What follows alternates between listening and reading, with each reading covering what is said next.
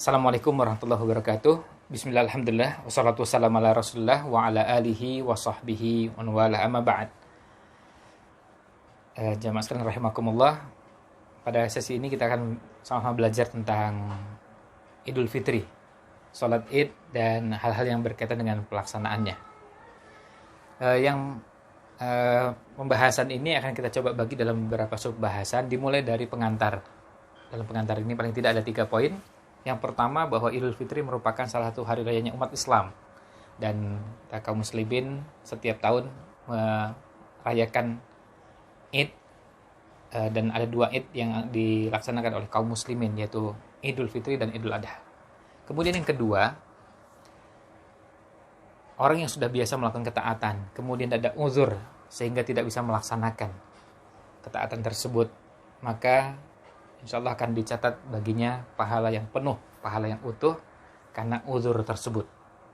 Kemudian yang ketiga, bagi yang kebetulan terkendala dengan beberapa hal sehingga tidak bisa melakukan beberapa ketaatan dan sunnah, maka jangan sampai mengabaikan atau meninggalkan beberapa ketaatan yang lain, sunnah yang lain yang masih bisa dikerjakan. Kemudian kalau kita masuk ke bahasan yang berhubungan dengan hukum seputar sholat Idul Fitri, maka ada beberapa subbahasan. Yang pertama, sholat Idul Fitri ini di kalangan para ulama ada 3 pendapat. Jumhur ulama berpendapat bahwa sholat Id itu hukumnya hukumnya sunnah muakkadah. Sementara sebagian ulama yang lain memilih pendapat bahwa hukumnya fardu kifayah, dan ada yang lain yang memilih pendapat fardu ain. Ini berkaitan dengan hukumnya. Yang kedua, sholat Idul Fitri ini dilaksanakan, dan yang melaksanakan adalah muslim, muslimah, baik dewasa maupun anak-anak, kemudian orang merdeka maupun hamba sahaya, dan ini dikerjakan orang yang mukim maupun musafir. Dan yang ketiga, yang berkaitan dengan hukum ini, hukum asalnya sholat Id ini dilaksanakan di lapangan atau masjid yang besar, masjid yang luas, yang memungkinkan mengumpulkan orang dalam jumlah yang besar dan banyak. Tetapi ketika ada uzur, maka tidak mengapa sholat dilaksanakan di rumah, apalagi seperti ada pandemi COVID-19 sekarang ini.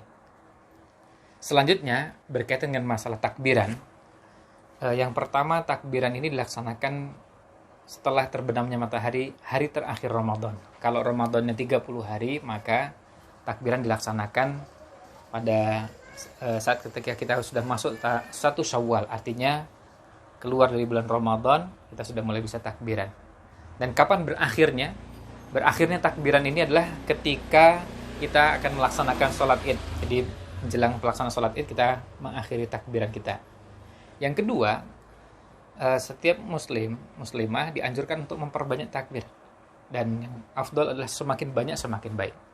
Yang ketiga, disunnahkan takbir ini di semua tempat, apapun yang memungkinkan. Artinya di rumah, kalau kemudian kita kadang berada di depan rumah atau dimanapun kita berada, yang paling baik adalah kita memperbanyak takbir. Kemudian yang keempat, pelaksanaan takbir ini untuk kaum laki-laki afdolnya dilaksanakan dengan suara jahar, sementara untuk yang wanita cukup dengan suara yang sir, artinya tidak perlu berteriak, tidak perlu keras-keras.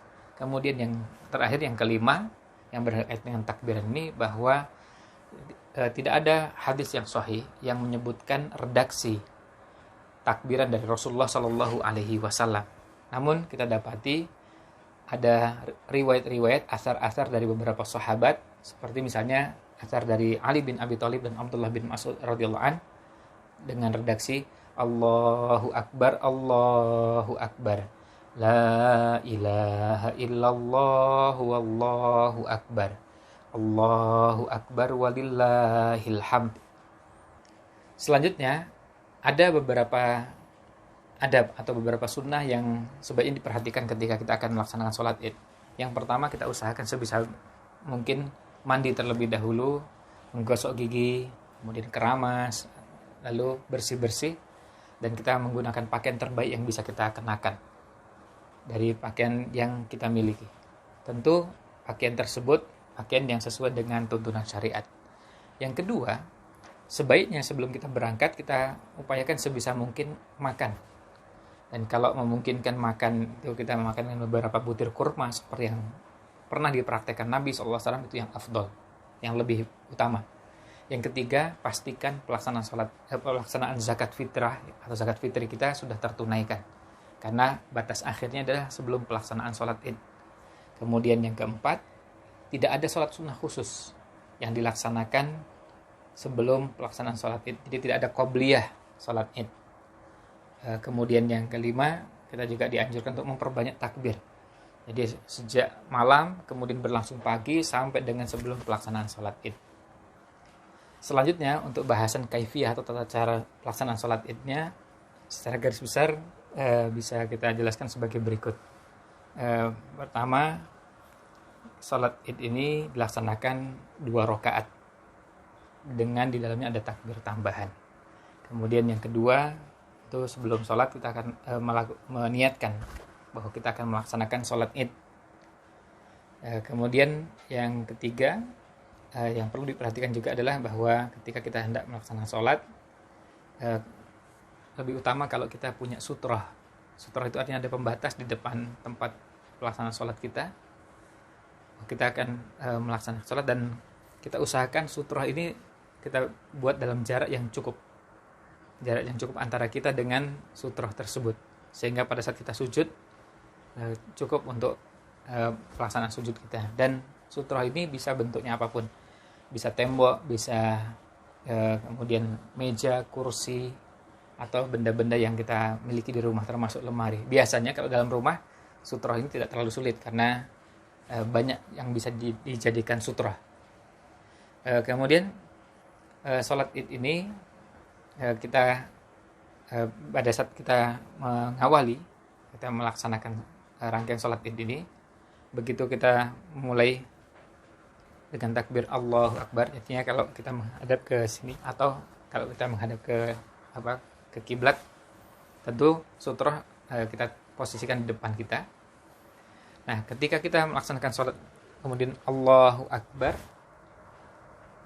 kita setelah takbiratul ihram, kemudian kita membaca doa iftitah dengan bacaan yang umum atau biasa kita baca, baik yang membaca Allahumma ba'id wajjahtu wajhiya atau dengan bacaan yang lain. Setelah doa iftitah, lalu kemudian Allahu Akbar, mengangkat tangannya, kemudian takbir tambahan yang jumlahnya 7 pada rakaat pertama. Ini di setiap takbirnya kita mengucapkan Allahu Akbar, kemudian Allahu Akbar, Allahu Akbar, dan itu diulang sampai sebanyak 7 kali di rakaat pertama dan 5 kali di rakaat kedua. Apakah ada bacaan khusus di sela-sela takbir tersebut? Di kalangan para ulama ada beda pendapat. Sebagian mendapati bahwa tidak ditemukan hadis yang sahih, sehingga mereka memilih untuk diam. Jadi ketika takbir Allahu Akbar tidak membaca apa-apa, kemudian Allahu Akbar lagi, dan demikian seterusnya. Tetapi sebagian ulama yang lain memilih membaca dengan bacaan seperti misalnya riwayat yang disebutkan oleh Syekhul Islam Ibnu Taimiyah dalam Fatwa Al-Kubra, itu bacaan Subhanallah walhamdulillah wala ilaha illallah wallahu akbar, Allahumma sholli ala Muhammad wa ala ali Muhammad, Allahumma gfirli warhamni. Imam Nawawi dalam Al-Azkarnya menyebutkan bahwa, dan ini riwayat ini diambil dari pendapat jumhur ulama mazhab Syafi'i, yang mengatakan bahwa bacaan ini dicukupkan dengan subhanallah walhamdulillah wala ilaha illallah wallahu akbar. Artinya setelah tadi takbir, misalnya takbir tambahan yang pertama di Allahu Akbar, kemudian baca subhanallah walhamdulillah wala ilaha illallah wallahu akbar, kemudian mengangkat lagi Allahu Akbar, lalu membaca subhanallah walhamdulillah wala ilaha illallah wallahu akbar, begitu seterusnya. Nah, setelah selesai takbir tambahan dilanjutkan dengan Al-Fatihah, lalu membaca surat. Yang afdal suratnya adalah dengan Al-Ghasyiyah, Sabbihisma rabbikal a'la Al-A'la pada rakaat pertama, dan Al-Ghasyiyah pada rakaat kedua, seperti yang biasa dibaca pada sholat Jumat. Ada surat yang lain yang dibaca tapi biasanya lebih panjang, ya, seperti surat Qaf dan surat Al-Qamar. Tapi paling tidak surat Al-A'la Sabbihisma rabbikal a'la dan hal ataka haditsul ghasyiyah pada rakaat kedua. Ini menjadi alternatif yang bisa dibaca. Nah, setelah selesai rangkaian bacaan tersebut, tentu kalau bacaan ruku', i'tidal, sujud, duduk dan sujud lagi ini tetap sama seperti yang lain. Demikian pula tasyahudnya juga sama seperti sholat-sholat yang lain. Demikian pula diakhiri dengan salam juga tidak ada perbedaan. Nah, setelah selesai sholat, apakah ada khutbah atau tidak?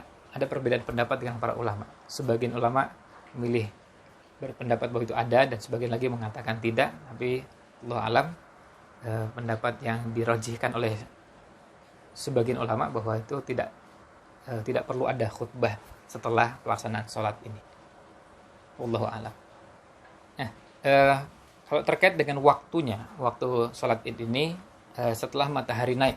Dan kalau dengan ukuran sekarang kira-kira jam berapa, paling tidak kurang dari 90 menit dari azan subuh. Jadi kalau subuhnya jam 4.30, ya berarti pelaksanaan sholat id setelah jam 6. Di beberapa tempat dilaksanakan setengah 7.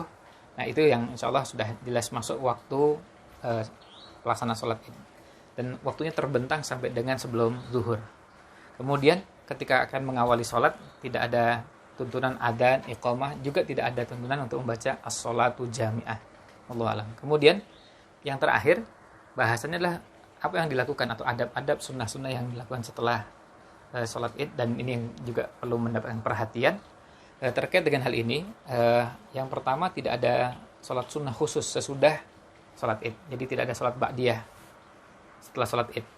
Yang kedua, tidak ada takbiran sesudah sholat id. Berbeda dengan Idul Adha. Pada Idul Fitri tidak ada takbiran sesudah sholat id. Kemudian yang ketiga, karena dalam kondisi pandemi COVID-19 ini, maka perlu membatasi interaksi dan kontak fisik antar kaum muslimin untuk sementara waktu, untuk mengantisipasi kondisi yang ada ini. Jadi sementara mungkin membatasi aktivitas dengan tidak lagi seperti biasanya berjabat tangan, rangkulan, berpelukan. Nah, untuk sementara antar warga belum bisa dilaksanakan seperti ini. Dan kemudian yang berikutnya, kita dibenarkan juga untuk memberikan ucapan selamat Idul Fitri, atau kalimat taqabbalallahu minna wa minkum dan yang sejenisnya yang semakna dengan itu. Intinya ungkapan mudah-mudahan Allah menerima amal ibadah kita. Kemudian selain itu yang terakhir adalah kunjungan atau saling ziarah, berkunjung satu muslim dan muslim yang lain, bisa diisi juga dengan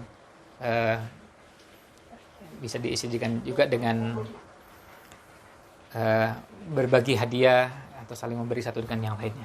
Nah, inilah beberapa gambaran atau tuntunan yang bisa kita lakukan pada rangkaian Idul Fitri. Dan tadi perlu kami tegaskan bahwa pada saat pelaksanaan atau setelah selesai sholat id, kita bisa saling mengucapkan taqabbalallahu minna wa minkum. Itu berasal dari asar yang diriwayatkan dari beberapa sahabat atau beberapa ulama salaf yang melakukan hal tersebut. Dan ini bisa dicontoh, artinya kita bisa saling menyapa, kemudian memberi ucapan selamat, kemudian mendoakan mudah-mudahan Allah menerima amal ibadah kita. Ini secara garis besar atau secara ringkas tuntunan pelaksanaan sholat id dalam kondisi seperti sekarang ini. Mudah-mudahan bisa menjadi panduan bagi kita semua. Wallahu a'lam. Sallallahu alaihi wasallam ala Nabi Muhammad wa ala alihi wa sahbihi ajmain. Wassalamualaikum warahmatullahi wabarakatuh.